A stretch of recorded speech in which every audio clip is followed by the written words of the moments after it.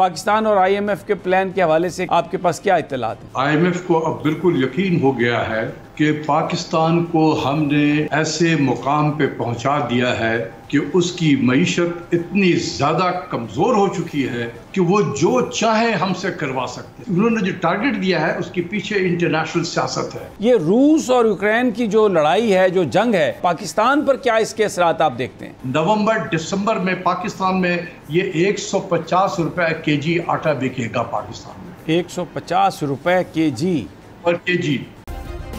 Subscribe करें और bell दबाएं ताकि कोई खबर रह न जाए।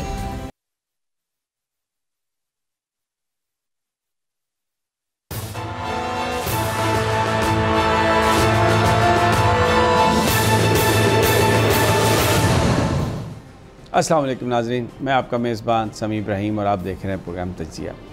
आज पाकिस्तान की मईशत के बारे में बात करेंगे और हमारे साथ ख़ुसूसी तौर पर माहिर इक़्तिसादियात और नस्ट के प्रिंसिपल डॉक्टर इशफाक हसन हैं और जितना ज़्यादा गहरी और बारीक बीनी से देखते हैं पाकिस्तान की मईशत को, पाकिस्तान के बजट को और यहाँ पर जो डेवलपमेंट्स हो रही हैं डॉक्टर इशफाक हसन, उस तरह मैंने बहुत कम ऐसे लोग देखे हैं पाकिस्तान में जो इतना बेबाक, नडर और बेलाग तबसरा इस पर करते हैं।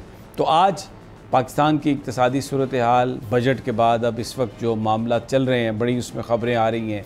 IMF का प्रोग्राम भी है, हमारा डिफेंस बजट भी है, चाइना के साथ जो हमारे रिलेशनशिप वो भी हैं, महंगाई के हवाले से भी बात होगी। और आज स्टेट बैंक ने जो मॉनेटरी पॉलिसी दी है उसमें शरह सूद को 1.25% उसमें इजाफ़ा किया और अब 15% जो है वो शरह सूद है। लेकिन आज उन्होंने अपनी जो गुफ्तगू की है, उनके जो एक्टिंग चेयरमैन हैं, सरबराह हैं स्टेट बैंक के, उनका ये कहना है कि गुज़श्ता 2 साल में पाकिस्तान की इक़्तिसादी तरक्की बहुत तेज़ रही और ये एक और इस बात की गवाही है कि जो हुकूमत थी वो सही सिमत चल रही थी इक़्तिसादी सूरत हाल के हवाले से। जो इमरान खान साहब की हुकूमत थी तो उनका आज भी यही सवाल और बहुत सारे सवाल के जनाब फिर जब ये सही सिमत जा रही थी और इकॉनमी के सारे जो इंडिकेटर्स हैं वो दुरुस्त जानिब हमें इशारा दे रहे थे, तो फिर इस हुकूमत को तब्दील करके ये जो मौजूदा सारा फ़ियास्को क्रिएट किया गया,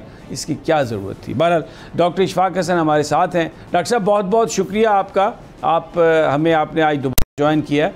मेरा पहला सवाल आपसे, मैं IMF के हवाले से बात कर रहा हूँ कि उन्होंने इस वक्त पाकिस्तान का जो डिफेंस बजट है उसको भी कम करवाया है और हमें जो अगले जो प्लान्स हैं, जो प्रोग्राम हैं, उसके हवाले से भी एक गैर यकीनी सूरत हाल अभी तक मौजूद है। हुकूमत जो भी कह रही है, आप कैसे इस पर कमेंट करेंगे और ताज़ा तरीन पाकिस्तान और IMF के प्लान के हवाले से क्या आपके पास क्या इत्तलात हैं? थैंक यू समी इब्राहिम साहब। सबसे पहली चीज़ यह है कि IMF को अब बिल्कुल यकीन हो गया है कि पाकिस्तान को हमने ऐसे मुकाम पे पहुंचा दिया है कि उसकी मईशत इतनी ज़्यादा कमज़ोर हो चुकी है।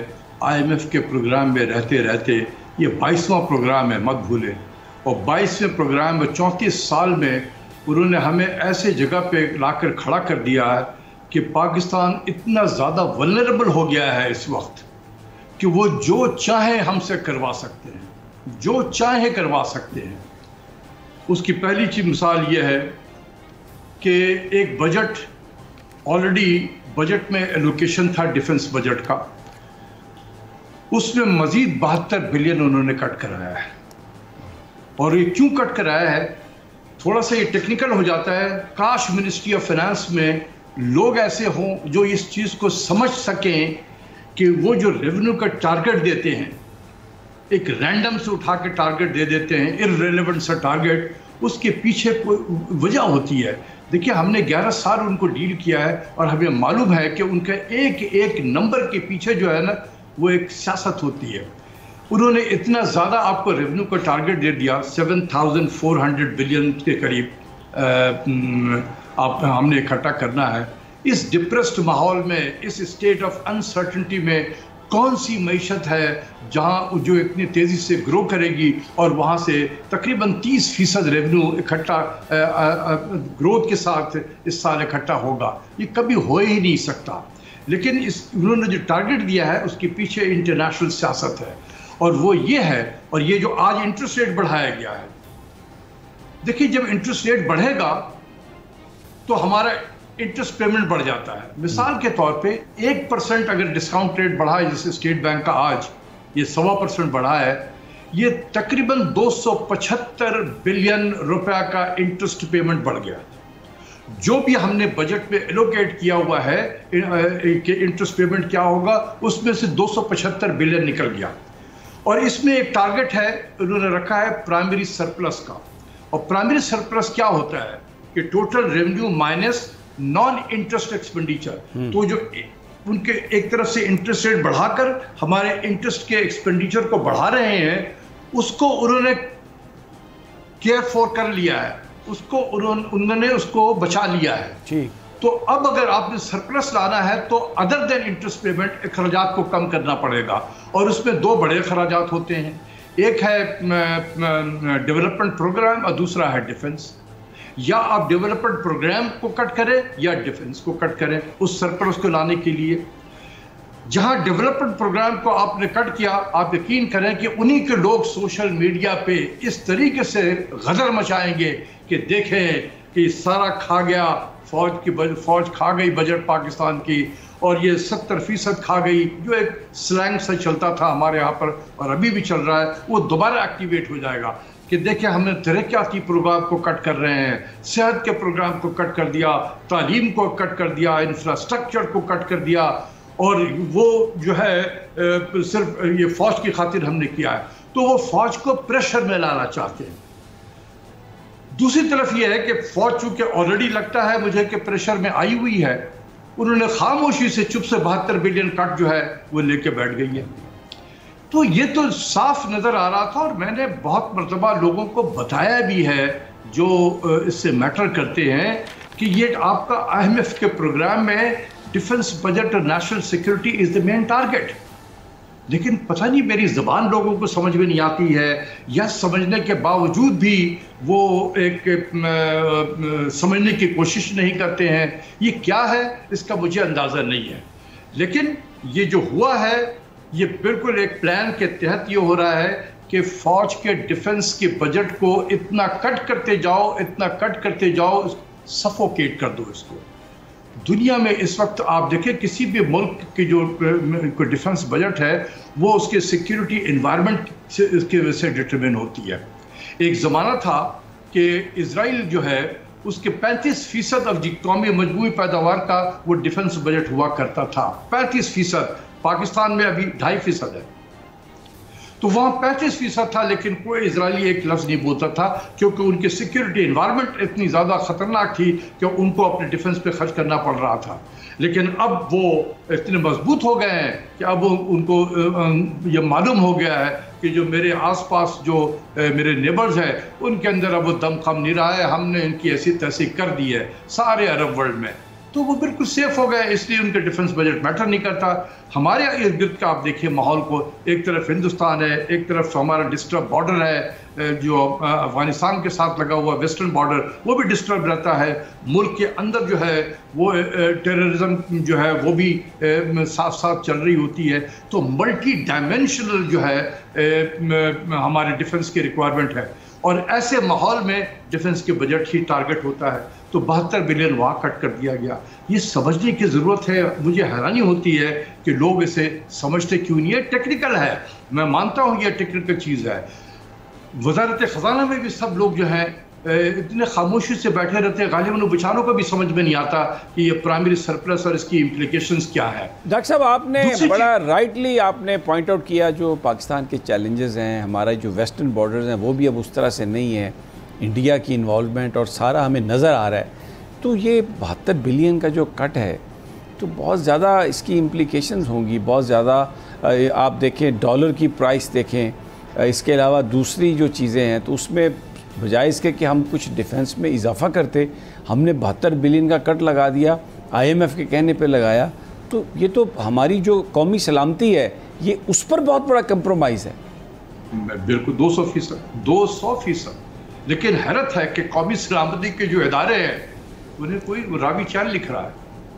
ये हम जैसे पागल लोग चीख रहे हैं जिनको किसी ने कहा भी नहीं कि यार बोलो हमारी तरफ से। यकीन करें, मैं कोई मेरे पास ब्रीफिंग किसी की नहीं है कि आप यार ये बताओ, हम तो नहीं बोल सकते, आप ही आके बताओ।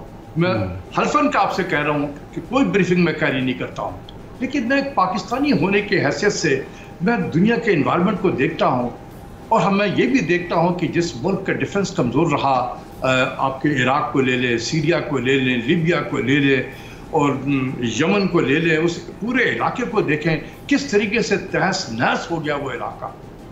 बिल्कुल। तो जब आपकी फौजी कमज़ोर हो जाएगी, आपका डिफेंस कमज़ोर हो जाएगा, हम भी इराक हो जाएंगे, हम भी लीबिया हो जाएंगे, हम भी सीरिया हो जाएंगे, हम भी लेबनान हो जाएंगे, हम भी यमन हो जाएंगे। क्या हम ये चाहते हैं? तो मेरा दिल दुखता है एज ए पाकिस्तानी, लेकिन मुझे हैरत इस चीज़ की है कि जिसके लिए मेरा दिल दुख रहा है वो रावी चैन लिख रहे हैं।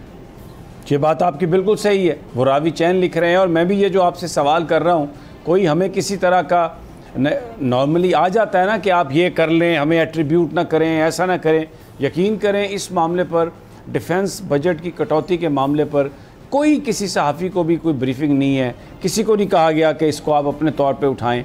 जो लोग भी आप बात कर रहे हैं, मैं बात कर रहा हूँ, और भी जो बात कर रहे हैं वो क्योंकि पाकिस्तानी है और उनकी पाकिस्तानियत है जो उन्हें मजबूर कर रही है कि वो ये बात करें। अच्छा, एक और डॉक्टर साहब, आज मैं स्टेट बैंक के जो एक्टिंग गवर्नर है उनको सुन रहा था, उन्होंने कहा कि जो गुज़श्ता 2 सालों में जो इक़्तिसादी तरक्की थी वो इंतहाई तेज़ रही।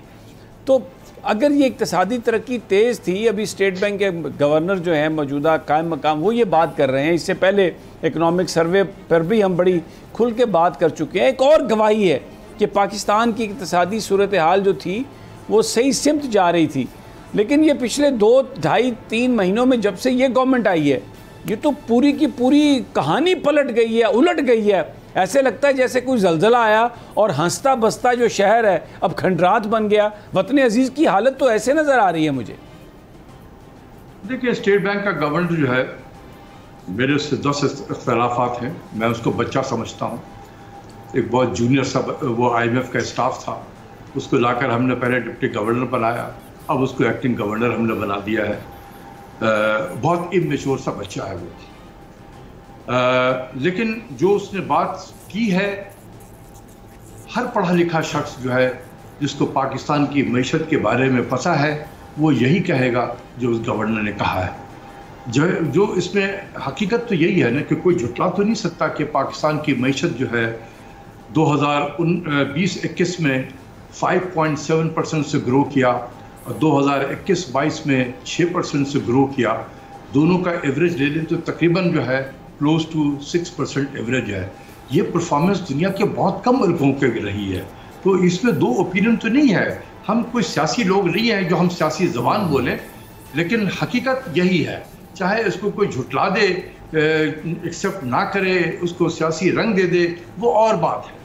दूसरी चीज़ ये है कि वो जो गवर्नर साहब जो हैं, एक्टिंग गवर्नर हमारे, ये जो बात कर रहे थे वो जस्टिफाई कर रहे थे अपने 1.25% इंटरेस्ट रेट को बढ़ाने का, ये जस्टिफिकेशन दे रहे थे। ये आप लोगों को नहीं आएगा समझ में, ठीक है ना? आपने उनके एक लफ्ज़ को समझा, पकड़ लिया कि वो तारीफ़ कर रहे थे पिछले वाले के। जी बिल्कुल सही है, वो अगर ये बात ना भी कहता तो कोई फ़र्क नहीं पड़ता। वो इकोनॉमिक सर्वे भी यही कह रही है, जो गवर्नमेंट का अपना डॉक्यूमेंट है, दुनिया उसी इकोनॉमिक सर्वे ही को पढ़ती है। लेकिन गवर्नर जो है ये जस्टिफिकेशन दे रहा था कि इकोनॉमी बड़ी ओवर हीटेड हो गई है, इसलिए हम इसकी हीट को निकालना चाहते हैं, इसको स्लो डाउन करना चाहते हैं, इसकी इंडस्ट्रियल एक्टिविटीज़ को स्लो करना चाहते हैं, मईशत के बढ़ने की स्पीड को स्लो डाउन करना चाहते हैं, इसलिए हम इंटरेस्ट रेट बढ़ा रहे हैं। ये हम सबों को बेवकूफ़ बना रहे हैं, बेवकूफ़ बना रहे हैं, इसलिए कि इन्होंने इन्फ्लेशन की वजह से बढ़ाया। ठीक है, ये टेक्स्ट बुक में, और ये जो न्यू लिबरल इकोनॉमिक ऑर्डर है जिसको हम वॉशिंगटन कंसेंसस भी कहते हैं, हम शिकागो स्कूल ऑफ थॉट भी कहते हैं, उसमें ये किताबों में यही लिखा हुआ है कि जब इन्फ्लेशन हो तो वहां पर किताबों में ये लिखा गया है कि इन्फ्लेशन एक्सेसिव मनी की वजह से होता है। अगर मनी सप्लाई बढ़े इकोनॉमी में, उसकी वजह से इन्फ्लेशन होता है। तो इंटरेस्ट रेट जो है वो प्राइस ऑफ मनी है। अगर आपसे पूछे कि what is interest rate, interest rate is nothing but the price of money. मुझे ऐसा लग रहा है कि मैं अपने बच्चों को क्लास में पढ़ा रहा हूँ, ये अपनी कौम को भी पढ़ाने की यही कोशिश कर रहा हूँ, लेकिन कौम भी पढ़ के नहीं देती है। बच्चे तो हमारे फिर भी पढ़ लेते हैं। तो ये जस्टिफाई कर रहा है कि जी हमने इंटरेस्ट रेट को इसलिए बढ़ाया कि इन्फ्लेशन को भी कंट्रोल करना है, क्योंकि इन्फ्लेशन एक्सेसिव मनी सप्लाई की वजह से है। ये बिल्कुल गलत है। हमारे यहाँ इन्फ्लेशन जो बढ़ रहा है ये सप्लाई साइड फिनोमेना है। This is not because of excessive money कि आप, ये बिल्कुल गलत फिलॉसफी हम इस पे इम्प्लीमेंट कर रहे हैं। अब इसका इम्पैक्ट क्या होगा हमारी जो इकोनॉमी है, क्योंकि ये तो गलत रीजनिंग और गलत वजह से बढ़ा रहे हैं, तो हम कैसे सफर करेंगे इसमें? इसके सफर सबसे पहली चीज ये होगी कि 1% अगर इंटरेस्ट रेट बढ़ता है तो 1.3% इन्फ्लेशन बढ़ता है। इन्फ्लेशन बढ़ता है। यही जालिम लोगों को समझा समझा के मैं थक गया हूं, लेकिन वो समझने वाली नहीं है, क्योंकि वो एजेंडे पे काम करते हैं। एजेंडे पे काम करते हैं। पाकिस्तान उनका एजेंडा नहीं है, तो उससे अफरात ज़र की शरह और बढ़ेगी पाकिस्तान में, कब नहीं होगी, नंबर 1। दूसरा यह है कि 275 बिलियन रुपया जो है आपका इंटरेस्ट पेमेंट एडिशनल हो गया, तो आपका बजट तो यहीं खत्म हो गया। जो बजट, रिवाइज बजट भी पार्लियामेंट में पेश किया गया था अभी 30 जून को, जिसको पास किया गया, वो बजट भी आपका खत्म हो गया। 275 आपका बजट का खसारा बढ़ेगा अगले माली साल में। और दूसरी चीज यह है कि इससे कॉस्ट ऑफ बोरिंग बढ़ जाएगी, आपके मुल्क पे इन्वेस्टमेंट गिर जाएगा। उस शायद पर्पस ये है कि इकोनॉमी को स्लो करो, मींस कि इन्वेस्टमेंट को गिरा दो, कारोबार को बंद कर दो, वो सब हो जाएगा। कारोबार भी आपका बंद होगा, आपकी इंडस्ट्रीज की पैदावार भी कम हो जाएगी, आपका एक्सपोर्ट्स भी कम हो जाएगा। यही पर्पस है। और पाकिस्तान को वल्नरेबल कर दो, और ज्यादा वल्नरेबल कर दो। तो ये तो बिल्कुल एक फॉरेन एजेंडा है अपना डॉक्टर साहब। ये तो बिल्कुल एक पाकिस्तान को तबाही के रास्ते पर ले जाने की बात है। जिस इकॉनमी को वो कह रहे हैं कि थोड़ा ठंडा करने की ज़रूरत है, उसमें आज के इक़दामात से तो इन्फ्लेशन में इजाफा होगा। बजट का खसारा अगर बढ़ता है तो वो फिर लोगों की जेबों से कोई नए टैक्स लगाएंगे, कोई नई वारदात करेंगे, तो लोगों को बर्बाद कर देंगे। जब बजट का खसारा बढ़ेगा तो कर्जों का बोझ भी बढ़ेगा। जब आपकी मईशत स्लो डाउन हो जाएगी तो आपका रेवेन्यू भी इकट्ठा नहीं हो सकेगा। ये 30% जो ग्रोथ दिया है रेवेन्यू का, अगर देखिए मैं आपको बताऊं, इसमें हम खुद भी कसूरवार हैं। हम खुद कसूरवार हैं। हमारे अंदर इस हुकूमत पाकिस्तान में अब इतनी सलाहियत नहीं रही है कि अगले साल का रेवेन्यू को फोरकास्ट कर सके। खुदा गवाह है। और हमारे पास जो हमारे उस वक्त के FBR के मेंबर टैक्स पॉलिसी थे, डॉक्टर अतर मकसूद साहब, जो आज हमारे यहाँ इकोनॉमिक्स के प्रोफेसर हैं, मैं वजारत ख़जाना में था, तो जब IMF के साथ बातचीत हुआ करती थी हमारे उस ज़माने में, तो सबसे पहले यही नंबर तय हो जाता था और वो मैं अपने हाथ से कैलकुलेट करके उनको देता था। 4-5 तरीके से मैं कैलकुलेट करता था डॉक्टर अतर मकसूद के साथ इन कंसल्टेशन, और हम दोनों एक ही जब पेज पे होते थे, और ये नंबर जब हमारे पास आता था ये हम IMF के सामने रख देते थे और कहते थे कि ये हमने इन तरीकों से करके ये हमने इकट्ठा किया, ये नंबर हमारा आता है। अगर आपके पास कोई और मेथोडोलॉजी है तो हमें बता दें। वो कहते हैं नहीं, जो आपने किया है बिल्कुल सही है। तो ये नंबर तो हम एक झटके में तो सही कर देते थे। आज सलाहियत नहीं है। जो वो पागलों की तरह आते हैं हमें पकड़ा देते हैं। हम भी बेचारे गरीब गुर्बत से के मारे इंसान, मतलब पॉवर्टी ऑफ नॉलेज हमारे यहाँ इतनी हो गई है कि हमारे अंदर अब सलाहियत नहीं रही है। वो जो नंबर दे देते हैं हम कहते हैं कि ठीक है जी, कोशिश करेंगे।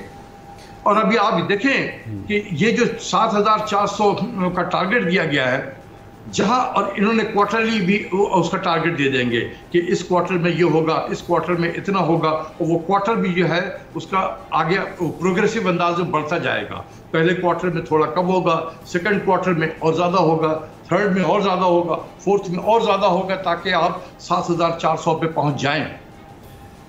तो आप देखेंगे जहां शॉर्टफॉल नजर आएगा वो कहेंगे टैक्स लगाओ, एडिशनल टैक्स लगाओ, वो हम पागलों की तरह टैक्स, पूरा माली साल टैक्स लगाते रहेंगे। ये 90 के दिहाई का return of the decade of 90s हो रहा है।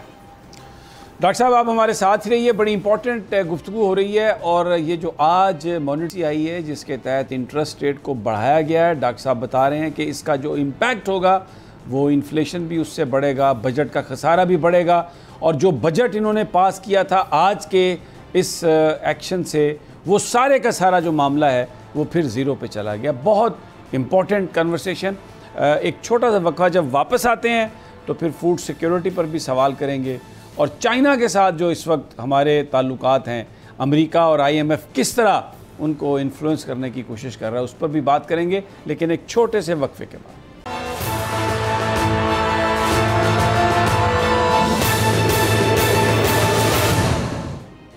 वेलकम बैक नाज़रीन, डॉक्टर इशफाक हसन हमारे साथ हैं और बड़ी इंपॉर्टेंट कन्वर्सेशन पाकिस्तान की इक़्तिसादी सूरत हाल पर। और अब ज़रा मामला हम उनसे डिस्कस करते हैं फूड सिक्योरिटी के हवाले से। डॉक्टर साहब, ये रूस और यूक्रेन की जो लड़ाई है, जो जंग है, इससे जो फूड सिक्योरिटी की सूरत हाल है बड़ी, उसमें जो इंटरनेशनल मीडिया बता रहा है जो सिचुएशन है, तो ज़रा उसको एक्सप्लेन करें और हम पर क्या इम्पैक्ट होगा, पाकिस्तान पर क्या इसके असरात आप देखते हैं? जी, बड़ा सवाल किया आपने। देखें, जो भी रशिया और यूक्रेन की जंग के बाद जो असरात दुनिया में हो रहे हैं, हमारा मीडिया जो है ये शायद आपने वाहिद आप एंकर पर्सन है और आपका चैनल है जहां पर ये चीज़ें आपने सवाल किया और मैं इसका जवाब दे रहा हूं। आप यकीन करें कि ना हमारे चैनल को पता, ना हमारे एंकर हजरात को पता है कि वहाँ क्या हो रहा है। हमने कुएं का मेढक बना दिया है अपनी कौम को। दुनिया में ऐसी डेवलपमेंट हो रही है। जॉर्ज सोरोस साहब ने, हम जॉर्ज सोरोस का नाम जानते हैं सब, पाकिस्तान, उन्होंने डेवोस में तकरीर करते हुए कहा कि third world war has already started. उसको वो तीसरी आलमी जंग से उसको कह रहे हैं कि जी तीसरी आलमी जंग वहां शुरू हो चुकी है। देखें कि रशिया और यूक्रेन जो है दुनिया में 1/3 जो वीट की मार्केट है इंटरनेशनल, ये सप्लाई करते हैं गंदम वहां पर। और एक जंग से मुतासिर हुआ है, दूसरे पे सैंक्शन लगा हुआ है। तो ये जो 30% दुनिया में जो गंदम जो आनी थी मार्केट में, वो नहीं आ पा रही है, जिसकी वजह से गंदम की कीमत जो है आलमी मंडी में ये इसकी कीमतें बढ़ गई हैं। और उसकी कीमत बढ़ने की वजह से ये हुआ है कि पाकिस्तान में भी तकरीबन अभी हमें economic coordination committee of the cabinet ने ये अप्रूवल दी है कि हम तकरीबन 5 मिलियन टन गंदम इंपोर्ट करेंगे। हम एवरेज प्राइस अगर मैं लगा दूं कि देखिए अभी गवर्नमेंट ने 500 मिलियन टन का हाफ ए मिलियन टन का गंदम का एक टेंडर जारी किया, जिसमें काफ़ी बोली तो आई है, लगी है। वो तकरीबन ऑन एवरेज $500 पर टन के हिसाब से पड़ेगा पाकिस्तान में। तो आप देखें कि कम से कम ये तो अभी की बात है, जैसे जैसे वक्त गुजरता जाएगा, क्योंकि ये 5 मिलियन टन हम इकट्ठे यकमुश्त तो हम इंपोर्ट नहीं कर पाएंगे, क्योंकि इतनी गंदम अवेलेबल नहीं है इंटरनेशनल मार्केट में इस वक्त। तो ये वक्फे से आता जाएगा। तो अगर मैं एवरेज $500 पर टन भी लगा दूं तो पाकिस्तान को कम से कम $2.5 से $3 बिलियन चाहिए होंगे ये गंदम इंपोर्ट करने के लिए। तो सबसे पहला सवाल ये है कि क्या हमारे पास पैसा है, नंबर 1। नंबर 2, ये जब हम जाएंगे मार्केट में तो ये हमारे किसानों का, जो किसान हजरात हैं, जो ज़मींदार हैं, इनको भी इंटरनेशनल मार्केट का पता है, बिल्कुल पता है। क्या होगा कि आप देखेंगे कि ये जो बड़े बड़े ज़मींदार जिन्होंने ख़रीद के रख लिया होता है, और ये सितंबर के बाद से ये फ्लोर मिल को ही गंदम सप्लाई करना शुरू करते हैं। पंजाब में ऐसे टाइम पे जब ये गंदम की ख़रीदारी का था तो एक कोई क्रेडिबल गवर्नमेंट ही नहीं थी वहाँ पर, ना अभी भी कोई गवर्नमेंट है वहाँ पर। तो आई डोंट नो कि प्रोक्योरमेंट का टारगेट अचीव हुआ है या नहीं हुआ है। अल्लाह करे कि हो गया हो अचीव। तो ये हम जब सितंबर से शुरू करेंगे सप्लाई, तो आप देखेंगे कि ये शॉर्ट सप्लाई होगा फ्लोर मिल को और कीमतें बढ़ने शुरू हो जाएंगी, बढ़ते जाएंगी। और मैंने जो रफ कैलकुलेशन की है, ये तकरीबन नवंबर दिसंबर में पाकिस्तान में ये 150 रुपए केजी आटा बिकेगा पाकिस्तान में। 150 रुपए केजी पर केजी, ठीक है। क्योंकि जब हम एक्सपेंसिव गंदम खरीदेंगे तो ये जो लोकल जो गंदम है हमारा, ये भी प्राइस भी बढ़ते बढ़ते उसी के बराबर हो जाएंगे। जो लैंडेड कॉस्ट है, जो बाहर से इंपोर्ट कर रहे हैं गंदम, और जो डोमेस्टिक के प्रोडक्शन है, ये दोनों बराबर हो जाएंगे। फिर होगा स्मगलिंग अफगानिस्तान की तरफ में, और वहां से हो सकता है कि सेंट्रल एशिया में भी स्मगल हो जाए। अगर अफगानिस्तान में पाकिस्तान से ज्यादा कीमत होगी, यहाँ से गंदम स्मगल होगा। क्या हम रोक सकेंगे स्मगलिंग को? आई डाउट, क्योंकि हमारे बॉर्डर जो है बहुत ज़्यादा पोरस है और शायद हम ना रोक सके, डिस्पाइट द फैक्ट कि हमने बहुत सारे बारबेड वायर जो है सब लगाया हुआ है, लेकिन बहुत सारी जगहें ऐसी हैं जहाँ से गंदम निकल भी सकता है। तो ये पहला इशू होगा कि इसको स्मगलिंग को कैसे रोका जाए, जो एक क़यामत बर्पा होगी, आप देखिएगा उस ज़माने में। उसके बाद जो है ये मार्केट पे एक हिजानी सी कैफियत पैदा होगी, शॉर्ट सप्लाई होगी, छापे मारे जा रहे होंगे गोदामों में, और उस एक पैनिक सा फैलेगा और ये गंदम की कीमत बढ़ते बढ़ते दिसंबर में आप देखेंगे पाकिस्तान में 150 रुपये केजी के करीब बिकेगा। क्या हम तैयार हैं? अगर 150 रुपये, 140-150 रुपये गंदम अगर बिक रहा हो फी केजी, प्लस जो पेट्रोल की कीमत होगी उस वक्त पाकिस्तान में, फर्टिलाइज़र की कीमत, रशिया जो है दुनिया का सबसे बड़ा फर्टिलाइज़र का प्रोड्यूसर भी है, उस पर सैंक्शन लगा हुआ है, वो आएगा नहीं फर्टिलाइज़र मार्केट में। तो हम तो यूरिया पैदा करते हैं, लेकिन जो DAP डाई अमोनियम फॉस्फाइट है, फॉस्फेटिक फर्टिलाइज़र है, वो हम बाहर से इंपोर्ट करते हैं। जब उसकी कीमतें वहाँ बढ़ी होंगी तो यहाँ पे किसानों ने बर्पा किया हुआ होगा कि जी हमें फर्टिलाइज़र नहीं मिल रहा है, बड़े एक्सपेंसिव हो गए हैं, हंगामा शोर मचेगा, प्रेशर बिल्डअप होगा हुकूमत पे। ये सब ये सामने हमें नज़र आ रहा है, और ये चीज़ें जो हैं आप देखेंगे कि क्या इनका इम्पैक्ट होगा। अच्छा डॉक्टर साहब, जी डॉक्टर साहब, एक और इंटरनेशनल मार्केट में तेल की कीमत अचानक ड्रॉप हुई है, $9 $10 पर बैरल तक ड्रॉप हुई है। रिसेशन जो है वो फोरकास्ट है, जिसकी वजह से जो है वो कम हुई है कीमत।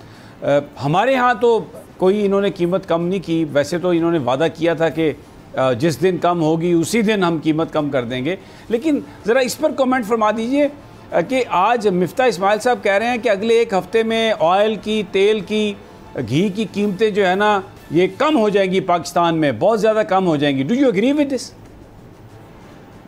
होना तो चाहिए, बिल्कुल होना चाहिए, लेकिन IMF से इजाज़त लेना होगा इसके लिए भी कि सरकार, हम चाहते हैं कि थोड़ा तेल की कीमत कम की जाए, लेकिन क्योंकि इंटरनेशनल मार्केट में ये कुछ $100 से भी नीचे आ गया है, जो तेल हम खरीदते हैं ये $100 के करीब समझ लें आ चुका है। और उसकी वजह क्या है? दो वजूहत। एक तो यह है कि रशिया और यूक्रेन की लड़ाई की वजह से जो फ्यूल के प्राइसेस दुनिया में बढ़ गई थी, और उसकी वजह से एक साथ बाजारी जो है, जिसको कहते हैं रिसेशनरी, जो एक अमेरिका की इकॉनमी श्रिंक कर गई, फर्स्ट क्वार्टर में नेगेटिव ग्रोथ हो गया। यूरोप में भी यही कैफियत है, तो डिमांड फॉर ऑयल जो है वो कम होता चला है। जो ट्रैवल जो है एक्सपेंसिव हो गया है, लोग कम ट्रैवल कर रहे हैं, तो उसकी वजह से जो है ये डिमांड फॉर ऑयल जो है ये कम हो रहा है, नंबर 1। नंबर 2 ये है कि अमेरिका अपने स्ट्रेटेजिक रिजर्व से 90 मिलियन बैरल, यानी कि 1 million barrel per day market में ऑफलोड कर रहा है तेल, जिससे तेल की सप्लाई जो है वो बेहतर हो रही है, डिमांड थोड़ी कम हुई है, जिसकी वजह से ये तेल की प्राइसेस गिर गई हैं। और अमेरिका की मजबूरी है दो, एक उनके नवंबर में इलेक्शन है, बहुत सारे जो मिड टर्म इलेक्शन जिसे वो कह रहे हैं, उसमें डेमोक्रेटिक पार्टी का जीतना बहुत ज़रूरी है, क्योंकि इस वक्त हालात वहाँ भी माशी हालात बहुत ख़राब हो चुके हैं। तो शायद तेल की कीमतें कम करके अपने स्ट्रेटेजिक रिजर्व से उन्होंने 180 मिलियन बैरल, यानी कि 1 मिलियन बैरल पर डे 6 महीने तक के लिए लाना है। तो अभी 90 उन्होंने ऑफ लोड किया है, जिसकी वजह से ये नीचे बेहतर हो रहा है, और ताकि वो उनका वोटर भी ज़रा खुश हो जाए। तो इसके पीछे भी सियासत है अमेरिका की। दूसरी चीज़ ये है कि यूरोप में जो विंटर है वो आने वाला है, और वहाँ रशिया ने गैस वैस पे पाबंदी लगा दी है, एक्सपोर्ट पे जर्मनी के गैस को कट कर दिया है कोई 40%। वहाँ पर गैस की राशनिंग शुरू हो गई है। फ्रांस ने ऑलरेडी शुरू कर दी है राशनिंग।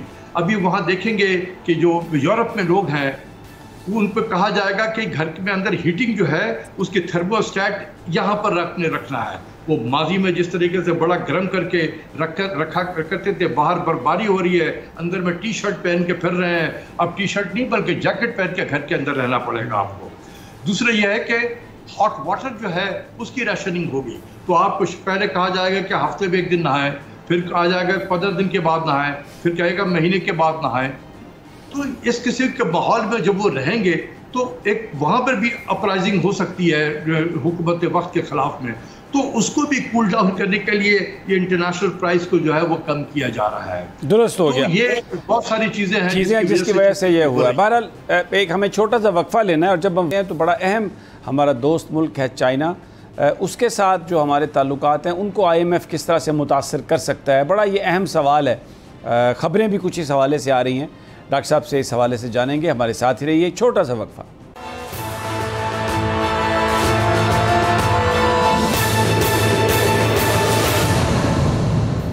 वेलकम बैक नाजरीन, डॉक्टर इशफाक हसन हमारे साथ हैं। पाकिस्तान की इक़्तिसादी सूरत हाल पर बात हो रही है, बेलाग तबसरा उनका हम सुन रहे हैं, और अब एक अहम इशू है वो है चाइना।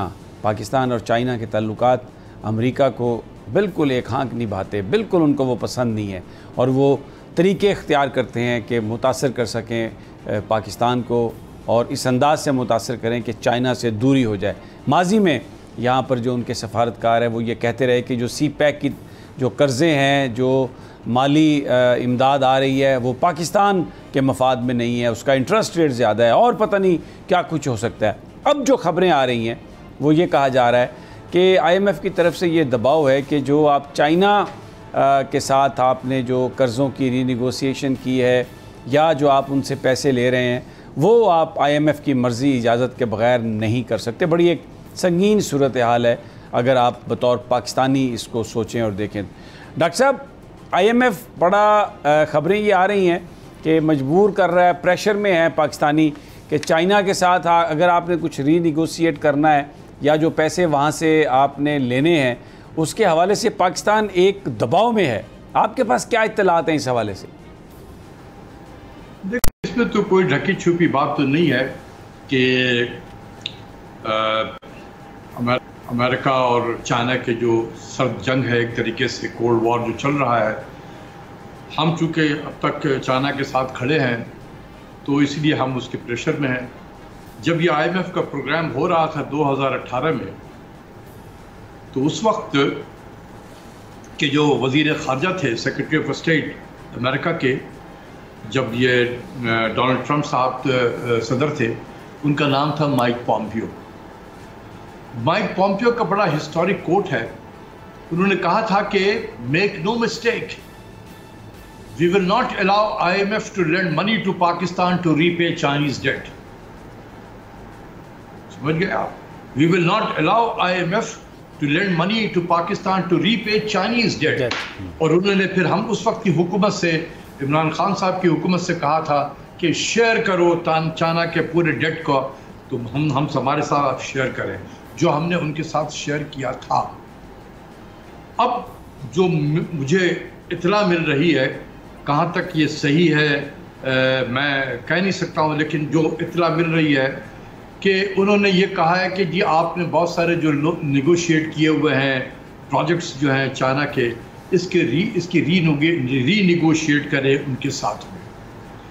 देखिए, चाइना इतना मतलब यह है कि बेवकूफ़ मुल्क तो नहीं है कि वो रीनिगोशिएशन पे उतर आएगा। और वो क्यों ये बात कह रहे हैं पाकिस्तान को कि आप रीनिगोशिएट करें? अगर चाइना पाकिस्तान के साथ रीनिगोशिएट करता है तो जहाँ जहाँ उनका नज़र, जो अमेरिका के पॉइंट ऑफ व्यू से अफ्रीका बहुत ज़्यादा अहम है, अहमियत का हामिल है, चाइना और यूएस के रिलेशंस में, क्योंकि चाइना के ताल्लुकात अफ्रीकी ममालिक से बहुत अच्छे हैं और उनके यहाँ बहुत सारे प्रोजेक्ट, पाकिस्तान से ज़्यादा प्रोजेक्ट जो है वो अफ्रीका में लगे हुए हैं उनके।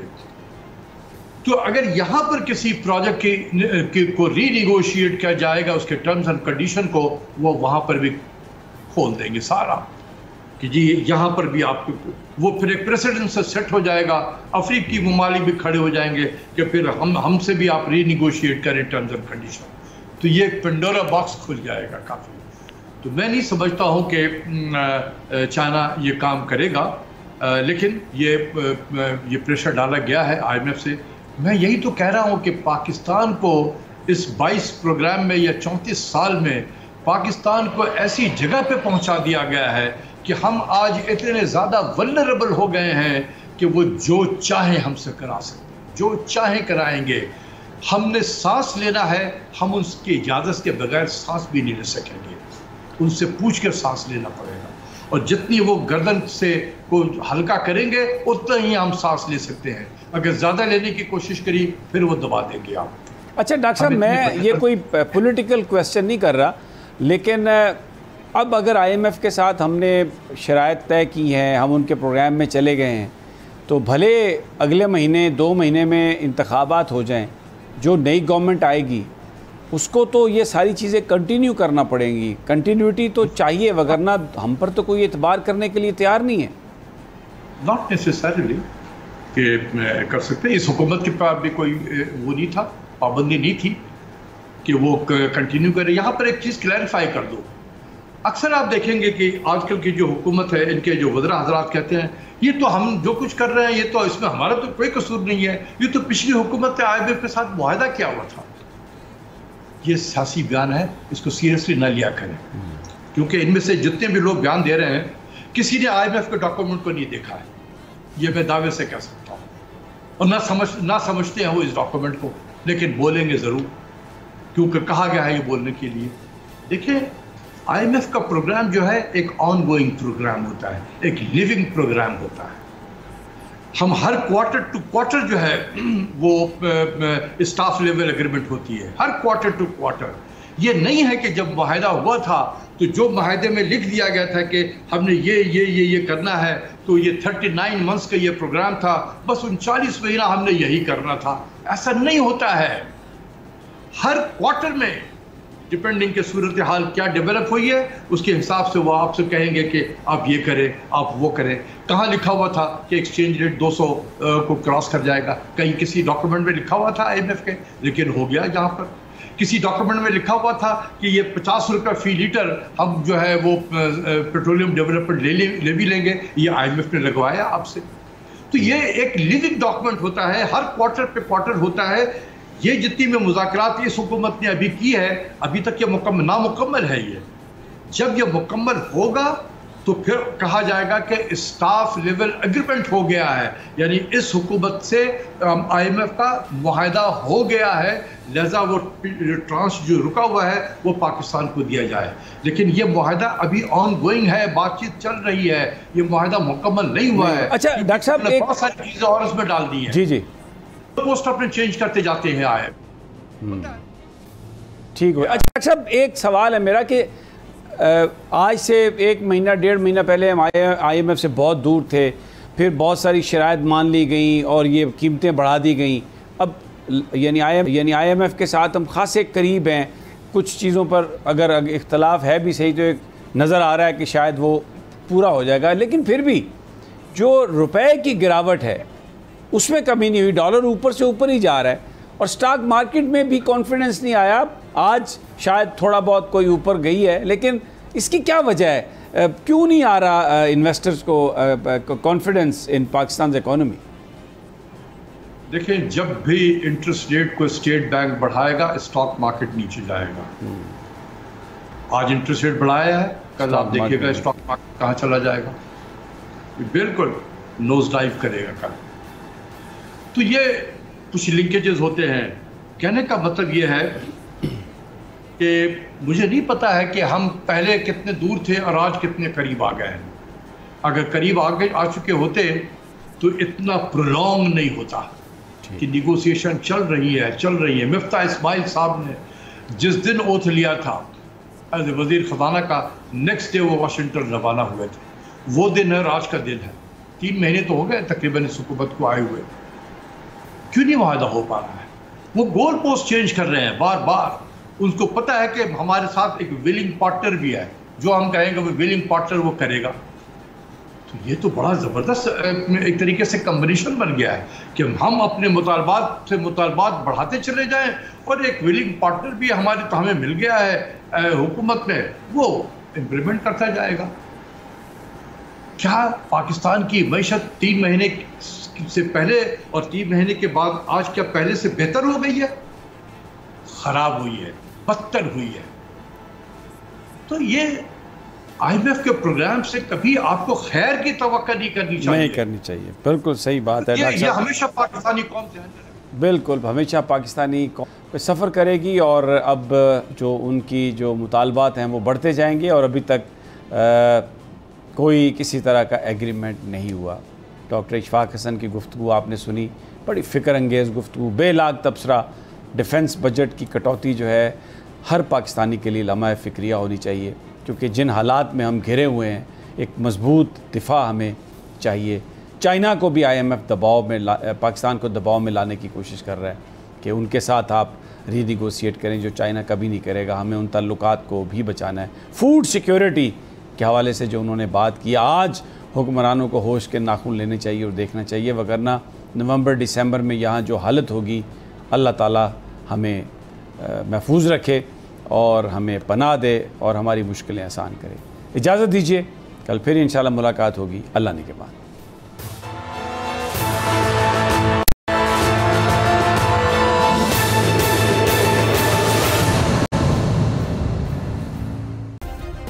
सब्सक्राइब करें और बेल दबाएं ताकि कोई खबर रह न जाए।